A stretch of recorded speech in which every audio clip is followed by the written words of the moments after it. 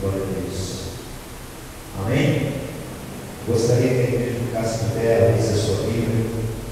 O Evangelho de Lucas, São Lucas, capítulo 2.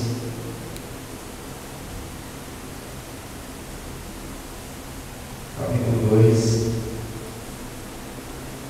versículo 22, a palavra do Senhor. Amém? Nós não apresentamos crianças, porque Jesus nós não batizamos crianças, porque Jesus foi batizado com cerca de 30 anos de idade, e ele foi apresentado ao templo quando ele nasceu, e aqui nos conta a história de Jesus. E assim nós devemos fazer, porque a palavra do Senhor é a verdade, e nada podemos contra a verdade.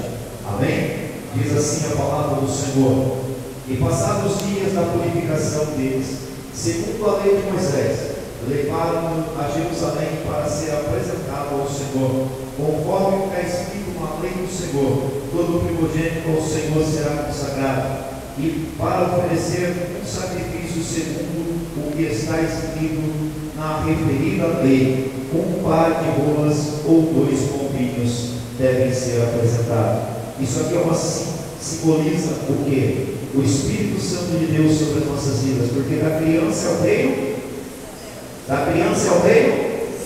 eu e você temos que lutar muito para chegar lá. Amém? Eu quero sacar a Nicole para parar do meu colo. Será que a Nicole vai parar do meu colo?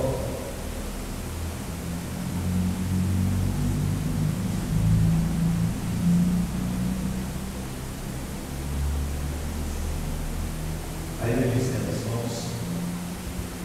Querido Deus, maravilhoso Pai, eu tomo essa inocência, Senhor, nos teus braços e apresento diante de ti, Senhor, conforme a tua palavra, Pai. Que o Senhor venha dar graça, Senhor, a esta criança, para que ela cresça na direção do Senhor Espírito Santo, pois a tua palavra nos ensina que os pais devem ensinar a criança o caminho que deve andar. Dê sabedoria, Senhor, aos pais para ensinar os caminhos do Senhor, os caminhos que ela deve dar, para que amanhã, Senhor, ela cresça. Não venha os pais dizer que não tem contentamento nos seus dias, Pai.